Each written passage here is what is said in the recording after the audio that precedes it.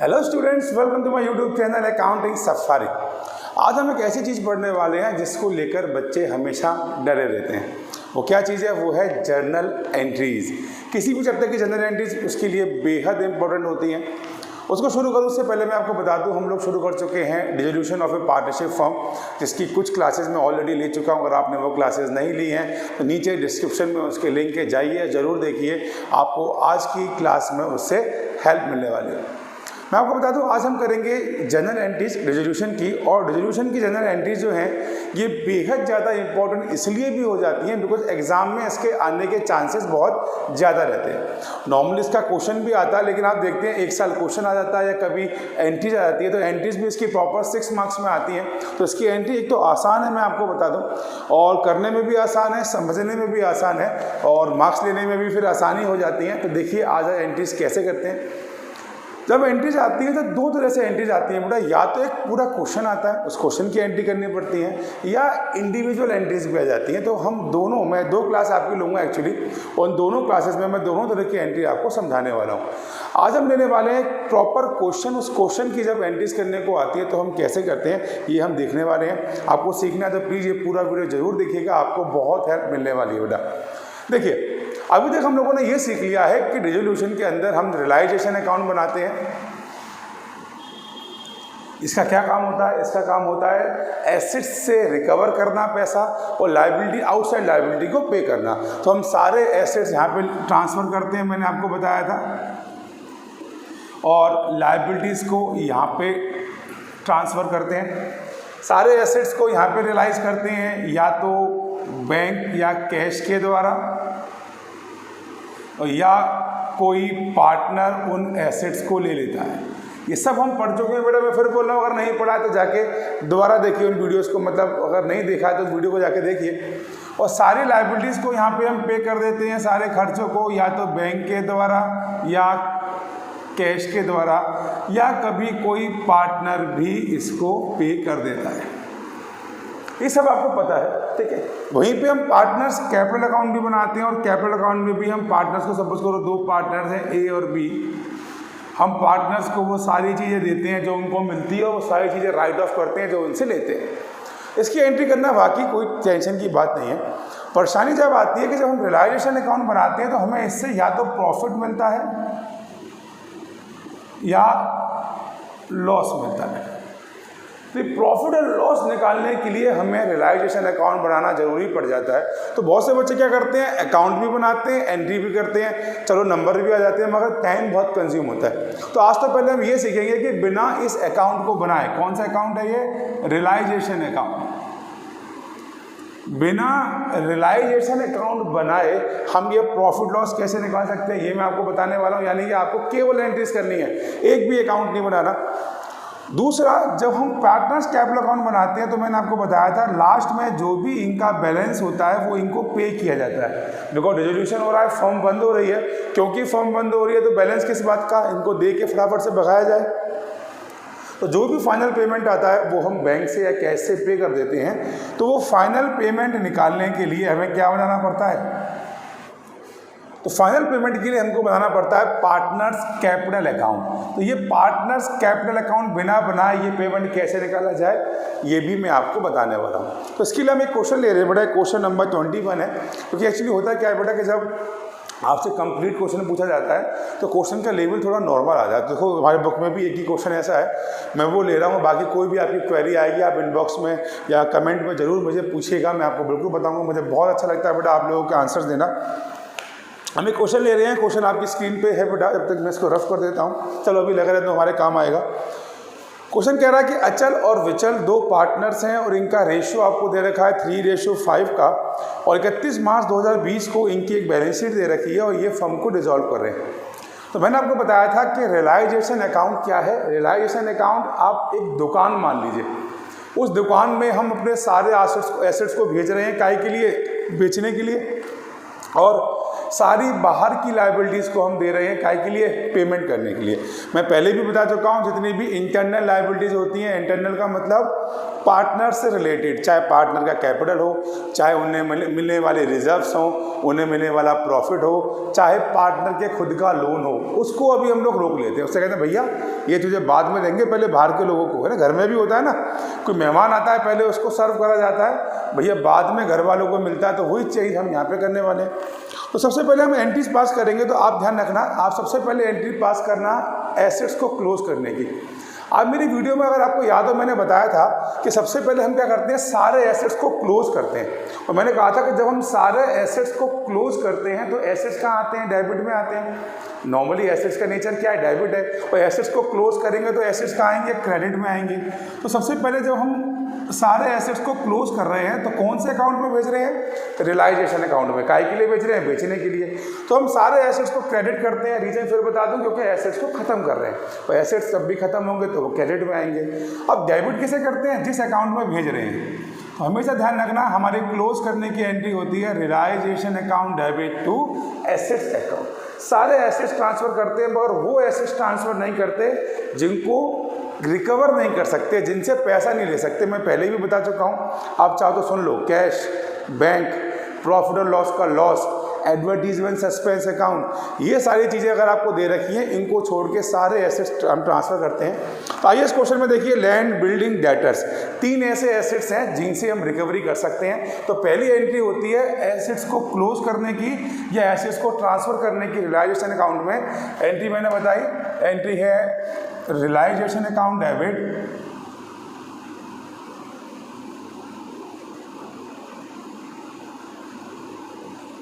Realisation account debit to वो सारे assets जो हम ट्रांसफर कर रहे हैं, यानी टू लैंड एंड बिल्डिंग,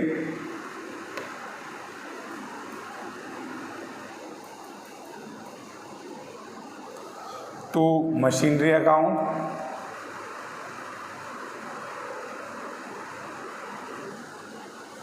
और टू डेटर्स। हमने सारे एंट्री क्लोज कर दी। एंट्री समझ के करोगे ना तो बेटा हमेशा याद रहेगी, रट्टा मार लोगे तो कभी याद नहीं रहेगी, है ना। एसेट्स क्लोज कैसे होंगे, एसेट्स डेबिट में आते हैं, इसलिए सारे एसेट्स को क्लोज करके क्रेडिट कर दिया, और इन सबको कहाँ पटक दिया हमने, सर रियलाइजेशन अकाउंट में। कितने इनकी सर बुक वैल्यू से, यानी कि लैंड बिल्डिंग है 4 लाख, सर ये है 3 लाख, और ये है सर 2,22,000। तो टोटल सर 4, 3, 7, 2, 9, तो 9,22,000 के टोटल एसेट्स। देखिए नरेशन में लिखवा नहीं रहा, मैं बोल रहा हूँ, है ना, be simple, being assets close, हमने सारे एसेट्स को क्लोज कर दिया। अब सारी लाइबिलिटीज़ को क्लोज करेंगे, दुकान में भेज देंगे। और लाइबिलिटीज़ कहाँ आती हैं सर, लाइबिलिटी आती है क्रेडिट में, लाइबिलिटी तो पढ़ा था ना। और जब लाइबिलिटी बंद करेंगे तो सारी लाइबिलिटीज़ डेबिट आएंगी। ये क्लोज करने की एंट्री बता रहा हूँ। और लाइबिलिटीज़ को कहाँ भेज रहे हैं सारी को, फिर से वही सर रियलाइजेशन अकाउंट। तो लाइबिलिटीज क्लोज करने की एंट्री क्या हो गई, liabilities account debit to realisation. क्यों आई है लाइबिलिटी डेबिट में, क्योंकि सर लाइबिलिटी नॉर्मली क्रेडिट आती है, अब उसे बंद कर रहे हैं इसलिए वो डेबिट आती है। अब कौन कौन सी लाइबिलिटीज आएंगी, देखो कैपिटल, सर कैपिटल तो इंटरनल है, पार्टनर के खुद का पैसा है, इसको छोड़ देंगे। क्रेडिटर्स बिल्कुल आएंगे सर, क्रेडिटर्स आउटसाइड लाइबिलिटीज है। और एम्प्लॉयज प्रोविडेंट फंड, एम्प्लॉयज का पैसा है बेटा, तो ये एम्प्लॉय लाइबिलिटी भी कैसी है हमारी, आउटसाइड लाइबिलिटी है, हमें बाहर के लोगों को चुकानी है। तो नेक्स्ट एंट्री हम इसकी पास करेंगे, एंट्री होगी creditors account debit, employees provident fund account debit to realisation account. हमने सारी लाइबिलिटीज़ को क्लोज कर दिया। कितने कितने पैसे सर, 1,79,000 के क्रेडिटर्स हमको पे करने हैं, 21,000 एम्प्लॉयज़ प्रोविडेंट फंड में देना है, यानी हमें कुल 2 लाख की लाइबिलिटी है। इसकी भी वही सेम नरेशन लिख दी, बीइंग लाइबिलिटीज़ क्लोज या being liabilities transfer to realisation account. 12th की सबसे अच्छी बात क्या है और सबसे बुरी बात क्या है कि नरेशन जरूर लिखनी है, सबसे बुरी बात। और सबसे अच्छी बात क्या है कि नरेशन आपको बस एक इंडिकेटर के रूप में लिखनी है, बहुत डिस्क्रिप्शन के रूप में डिस्क्राइब नहीं करनी है बेटा, ठीक है। नरेशन ना लिखने के मार्क्स करते हैं, लिखने के मार्क्स मिलते नहीं, आपके 1/4 मार्क्स में करते हैं। अगर आपका 8 मार्क्स का क्वेश्चन है एंट्रीज का, आपने सारी एंट्री पास कर दी, नरेशन नहीं लिखी, तो 1/4 मार्क्स एग्जामिनर काट सकता है आपके बेटा। इसलिए बस एक इंडिकेटर के रूप में आप नरेशन जरूर लिखें। चलिए सर, हमने अपने सारे एसेट लायबिलिटीज को क्लोज कर लिया। अब बारी आती है इन्हें रियलाइज़ करने की, क्योंकि मैं आपको बहुत डिटेल में पढ़ाता हूँ बेटा, तो इसलिए मैं फिर बता रहा हूँ। एसेट्स खत्म हो चुके हैं। अब जब मैं एसेट्स को बेचूंगा तो बिजनेस में पैसा आएगा। मान लीजिए मैंने फर्नीचर बेचा, मेरे एसेट्स है फर्नीचर, जब मैं फर्नीचर बेचूंगा तो मेरे पास बिजनेस में पैसा आएगा, बैंक अकाउंट डेबिट टू क्या आएगा। बहुत से बच्चे कहते हैं सर फर्नीचर बेच रहे हो, बैंक टू फर्नीचर। फर्नीचर तो खत्म हो गया, फर्नीचर को हमने क्या कर दिया है, क्लोज कर दिया है। इसलिए अब जो भी चीज़ बेची जाएगी वो किसके थ्रू बेची जाएगी, रियलाइजेशन अकाउंट। तो इसलिए यहाँ पे एंट्री होती है एसेट्स को बेचने की, bank account debit to realisation account. तो याद रखना, बेचते समय यानी रियलाइज करते समय कभी भी किसी एसेट्स का नाम नहीं आएगा, क्योंकि एसेट्स है ही नहीं तो नाम कैसे आएगा, आपने खत्म कर दिया। ठीक, इसलिए अगर फर्नीचर बेचेंगे तब भी एंट्री बैंक टू फर्नीचर होगी और रियलाइजेशन होगी। हाँ, अगर कोई पार्टनर ले लेता है इसको, चलो मैं यहाँ लिख देता हूँ, तो पार्टनर के नाम से आ जाता है बेटा। ए ने फर्नीचर ले लिया, as capital account debit to realisation account. Computer बेचा sir, bank to realisation. Furniture बेचा, बैंक टू रियलाइजेशन। बिल्डिंग बेची, बैंक टू रियलाइजेशन। मशीनरी बेची, बैंक टू रियलाइजेशन या पार्टनर टू रियलाइजेशन। ऐसा क्यों, बिकॉज एसेट्स तो अब है ही नहीं। तो अब इनसे क्या कह रहा है सर, कह रहा लैंड और बिल्डिंग को आपने रियलाइज कर दिया 4,30,000 में, तो आप एंट्री पास करोगे कि कुछ नहीं कह रखा तो हम बैंक से मानेंगे। एंट्री होगी bank account debit to realisation account. मैंने कहीं भी नाम नहीं लिखा है बेटा लैंड बिल्डिंग का, कितने में, 4,30,000। और सिंपल सी नरेशन लिखनी है, बीइंग एसेट्स रियलाइज्ड। कोई गोटे वोटे लगा के सजानी नहीं है, सिंपल बीइंग एसेट रियलाइज्ड या बीइंग फर्नीचर रियलाइज्ड। नेक्स्ट है हमारे डेटर्स हैं जिनसे हमें पैसा मिलता है। डेटर्स ने हमको एक्चुअली 2,25,000 रुपये दिए विद इंटरेस्ट। अब देखो इंटरेस्ट के साथ दे, कुछ भी दे, आपको कितने मिले, 2,25 मिले। अगेन डेटर्स क्या होते हैं, हमारे एसेट्स होते हैं। तो एंट्री क्या होगी, bank account debit to realisation account. तो एंट्री क्या होगी इसकी भी, bank account debit same to realisation account. और आपको डेटर से कितने पैसे मिल गए सर, 2,25,000। अब बहुत से बच्चे कहते हैं सर सेम सी एंट्री है, कंबाइंड भी कर सकते हैं, मगर कंबाइंड में आगे कन्फ्यूजन रहता है। और कभी कभी एग्जामिनर जो होते हैं वो कुछ एग्जामिनर्स ऑब्जेक्शन कर सकते हैं। वैसे आप कंबाइंड कर सकते हो, अलग करोगे तब भी कोई इशू नहीं है। अब इसकी देखो इन दोनों एंट्री में कोई अंतर ही नहीं है, अंतर केवल एक चीज़ का है, वो नरेशन का। बस आपको इतना लिखना है, बीइंग डेटर्स रियलाइज्ड, यानी हमें डेटर से पैसा मिल गया, बस एक नरेशन बहुत ध्यान रखना है बेटा। इसके बाद हमारे एक बैड डेब्ट्स थे, मैंने आपको पहले भी बताया बेटा, कहीं से भी इनकम हो, चाहे वो अनरिकॉर्डेड एसेट्स हो, हमारे पास एसेट्स नहीं थे, टाइपराइटर हमारे पास था नहीं, हमें मिल गया, आपको फिर भी वो एंट्री करनी है, बैंक टू रियलाइजेशन। अब एक बैड डेब्ट्स थे, कुछ लोग मेरा पैसा लेके भाग गए थे पिछले साल, अब वो मुझे पैसा दे रहे हैं। आपको बस एक ही चीज़ पर फोकस करना है, या तो पैसा मिल रहा है या पैसा जा रहा है। सर पैसा आ रहा है तो हमारे बैड डेब्ट्स हमको पैसा दे रहे हैं, इसकी भी same entry, bank account debit to realisation account.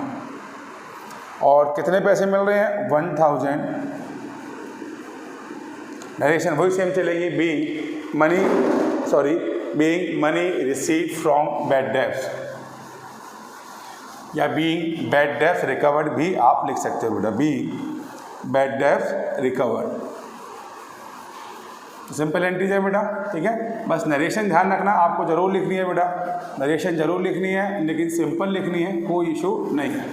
चलिए आगे बढ़ते हैं। नेक्स्ट हमसे कह रहा है there was an unrecorded investment. हमारे एक इन्वेस्टमेंट थे जो हमने बैलेंस शीट में नहीं लिखे थे, हमको मिल गए, उनसे हमें कितने पैसे मिल रहे हैं, 25,000। फिर से simple sir, bank account debit to realisation account. Again कितने पैसे मिल रहे हैं सर इससे, 25,000 सर, 25,000। फिर नरेशन वही, बीइंग इन्वेस्टमेंट रियलाइज या being money receive from investment. अब की बार विचल हमारा एक पार्टनर है, उसने मशीनरी ले ली है लेकिन कैश में लिखी है।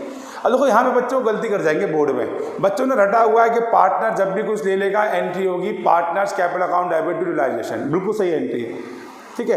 लेकिन यहाँ पे विचल ने ली तो है लेकिन कैश में ली है। अब विचल कैश में ले या बाहर कोई व्यक्ति कैश में ले, अगर वो मुझे पैसा दे रहा है तो मुझे मतलब नहीं है पार्टनर ले रहा हो कोई बाहर का आदमी ले रहा हो। इसमें सीधी बात, हमने मशीनरी को कैश में बेचा है तो same entry bank account debit to realisation account. कितने में ले ली सर उसने? 2,80,000। रेशन वही same being machinery realised. Next कह रहा है हमसे कि हमारे जो क्रेडिटर्स हैं बेटा, एक्चुअली में मैं आपको बताऊं हमारे क्रेडिटर्स हैं 1,79,000। हमारे 1,79,000 के क्रेडिटर्स हैं बेटा। और क्वेश्चन में हमसे बोल रहा है बेटा, ध्यान से देखें, कह रहा 50% ऑफ द क्रेडिटर्स। तो आपने कहा 1,79,000 डिवाइड बाई 2 यानी कि 89,500 के creditors. 50% of the creditors paid 4,000 less, वो हमें 4,000 कम दे रहे हैं। 89,000 यानी 85,500 दे रहे हैं। इसने कहा जो भी हमारे क्रेडिटर्स थे उसमें से 50% यानी आधे क्रेडिटर्स जो हैं, कितने आधे क्रेडिटर्स? 89,500 के, वो हमें 4,000 रुपये कम दे रहे हैं। तो कितने हम उन्हें कम देंगे, सॉरी, तो हम उन्हें कितने पैसे देंगे? 85,500। और रिमेनिंग जो क्रेडिटर्स हैं उनको हमें पूरा पैसा देना है। और रिमेनिंग 50% कितने हो गए सर? 89,500। इनको हम पूरा पैसा दे रहे हैं यानी 89,500। तो आप इसको टोटल कर लीजिए, ये आएगा 1,75,000। यानी हम अपने क्रेडिटर्स को 1,75,000 रुपये पे कर रहे हैं। अब क्रेडिटर्स को पे करने का मतलब क्या हुआ? हमारे पास से पैसा जा रहा है। अब क्या कहाँ पैसा जा रहा है सर? क्रेडिटर्स तो लायबिलिटीज इसको तो क्लोज कर दिया हम लोगों ने। अगर मैं इसकी 11th के स्टैंडर्ड से बच्चे से एक एंट्री पूछूं कि मैं क्रेडिटर्स को पेमेंट दे रहा हूं, तो वो एंट्री बताएगा क्रेडिटर्स टू बैंक, बिल्कुल सही एंट्री बताएगा। मगर यहाँ पे ये नहीं चलेगा, बिकॉज क्रेडिटर्स तो हम खत्म कर चुके हैं। देखो सारे क्रेडिटर्स को हमने डेबिट करके ख़त्म कर दिया है। तो यहाँ पे जो भी पैसा आएगा, जो भी जाएगा, केवल किसके थ्रू? रियलाइजेशन के थ्रू। अब क्योंकि क्रेडिटर से पैसा जाएगा तो इसकी एंट्री होगी realisation account debit to bank account. पैसा जा रहा है, कितना पैसा जा रहा है टोटल सर? हमारे पास से जा रहा है 1,75,000 और नरेशन लिख देंगे बीइंग लायबिलिटीज या बीइंग क्रेडिटर्स पेड। हमने लायबिलिटी पे कर दी। नेक्स्ट क्वेश्चन शांत हो गया बेटा, और मैं हमेशा आपसे बोलता हूँ जब क्वेश्चन शांत हो जाए तो बस एक बार लायबिलिटीज को देख लो। कोई एसेट बच गया है तो हमें कोई टेंशन नहीं है, अगर कोई लायबिलिटी रह गई है तो बेटा वो नहीं चलेगा, हमें सारी लायबिलिटी पे करनी होगी। तो हमारी 2 लायबिलिटी थी पे करने वाली, इसमें से क्रेडिटर्स तो हमने पे कर दिए, लेकिन अभी देखो ईपीएफ यानी एम्प्लॉयज प्रोविडेंट फंड तो बच गया। अब एम्प्लॉय का पैसा है बेटा, ये भी देना पड़ेगा। तो फिर ये एंट्री हम अपने पास से करेंगे, realisation account debit to bank account, और जितना भी ईपीएफ है हमारा 21,000 का हम पे कर देंगे। और नरेशन बी ईपीएफ यानी एम्प्लॉयज़ प्रोविडेंट फंड पे, हमने ईपीएफ पे कर दिया। देखिए सारी एंट्रीज हमारी हो चुकी हैं क्वेश्चन में। अब क्वेश्चन हमसे कुछ नहीं कह रहा, अब वो 2 चीज़ें हमको निकालनी है। हमारे लिए 2 टास्क सबसे बड़े हैं कि रियलाइजेशन अकाउंट से प्रॉफिट हुआ कि लॉस हुआ, ये हमको निकालना है। देखो रियलाइजेशन अकाउंट की अगर देखा जाए तो 2 साइड्स होती हैं, डेबिट और क्रेडिट। डेबिट्स का मतलब खर्चे वाली साइड। तो आप देखो रियलाइजेशन डेबिट कहाँ हुआ है, देखो ये रहा डेबिट सर, ऐसे निकालेंगे आप, ध्यान से समझना। रियलाइजेशन डेबिट हुआ 9,22,000 से। उसके बाद रियलाइजेशन से डेबिट हुआ कहीं पे नहीं सर, नहीं सर, यहाँ पर फिर डेबिट हुआ 1,75,000 से, और फिर डेबिट हुआ 21,000 से। बस इससे यही करना है आपको।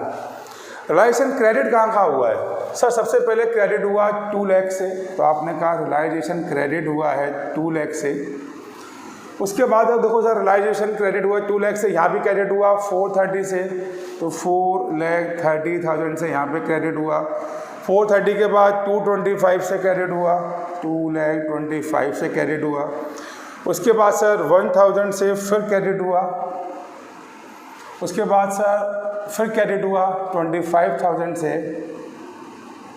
और लास्ट में सर क्रेडिट हुआ 2,80,000 से। तो यहाँ सर पार्ट हमारा क्रेडिट हुआ है, आइए फटाफट से निकाल लेते हैं। तो डेबिट कुल कितना हुआ 9,22,000 प्लस 1,75,000 प्लस 21,000, सर टोटल 11,18,000 से डेबिट हुआ है, यानी कि हमारा डेबिट साइड है, नुकसान साइड है, खर्चा साइड है। क्रेडिट की बात करूं तो 2 lakh plus 4,30,000 plus 2,25,000 plus 1,000 plus 25,000 और प्लस 2,80,000, टोटल सर 1,61,000, यानी 11,61,000 से क्रेडिट हुआ है।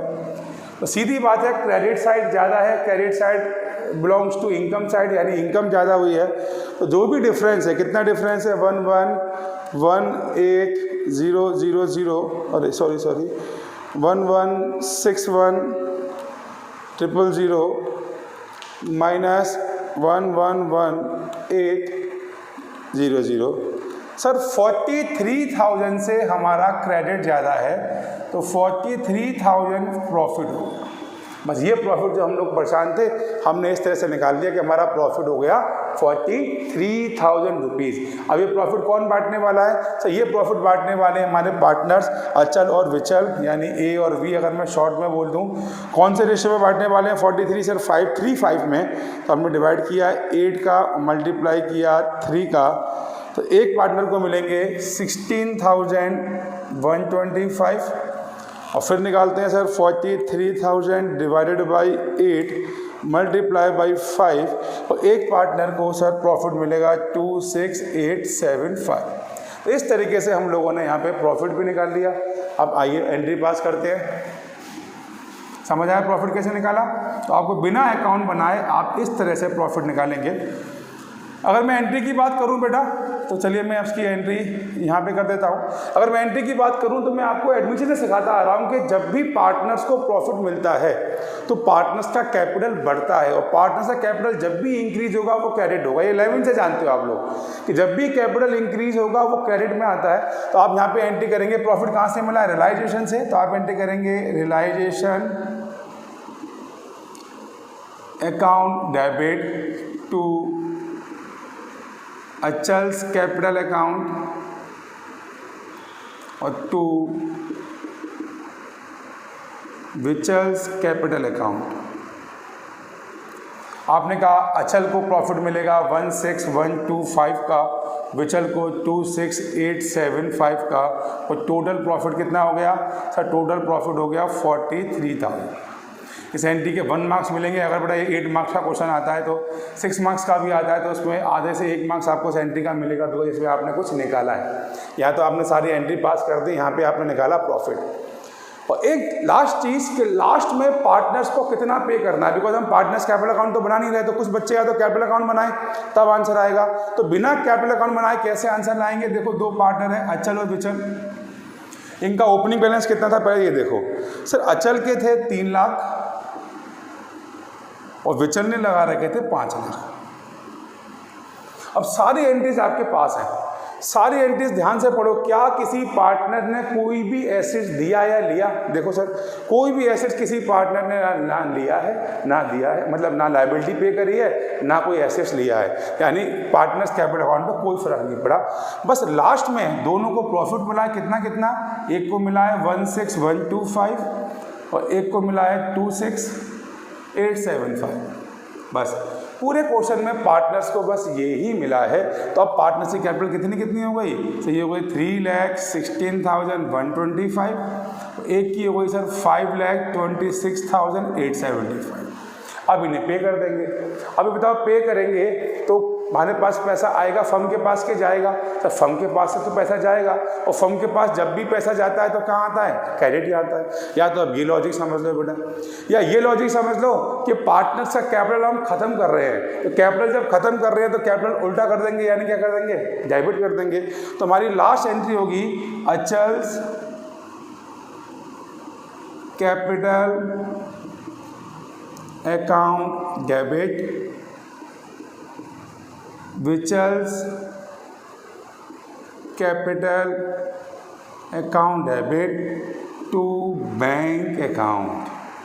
हम उन्हें बैंक से पेमेंट कर रहे हैं। कितना कितना पेमेंट कर रहे हैं सर? पहले पार्टनर को दे रहे हैं 3,16,125, दूसरे पार्टनर को दे रहे हैं 5,26,875। तो 8 लाख तो पहले था, 43 हो गया, तो 8,43,000 टोटल हम पे कर रहे हैं। तो इस तरह से बेटा हम लोग जर्नल एंट्रीज करते हैं। बस कुछ नहीं करना, एसेट लायबिलिटीज़ को क्लोज करना है और सारे एसेट्स को रियलाइज करना है, लायबिलिटी को पे करना है। और ये 2 एंट्री कैसे बनी है, इन 2 एंट्री पे फोकस कर लेना, तो आपको कोई प्रॉब्लम कभी नहीं आएगी। आपको कोई भी अकाउंट बनाने की जरूरत नहीं है, आप डायरेक्ट भी क्वेश्चन कर सकते हैं। आई होप आपको आज के वीडियो समझ आया होगा। नहीं समझ आया तो उसको दोबारा देखिए। कोई भी क्वेश्चन होता है, मैं फिर कह रहा हूँ, कमेंट बॉक्स में लिखिए, इनबॉक्स करिए मुझे आपके आंसर देने में बहुत ही अच्छा लगता है बेटा। और मैं बहुत जल्दी मिलूंगा इसका पार्ट 2 लेकर, जहाँ पे मैं आपको और जनरल एंट्री सिखाऊंगा अपनी नेक्स्ट वीडियो में बेटा। तब तक के लिए अगर आपको वीडियो अच्छी लगती है तो लाइक कीजिए, सब्सक्राइब कीजिए, चैनल को अभी तक नहीं किया फ्रेंड्स के संग शेयर कीजिए। बहुत जल्दी मैं मिलूंगा अपने यूट्यूब चैनल अकाउंटिंग सफारी पे आपको। जब तक के लिए गुड बाय, थैंक यू।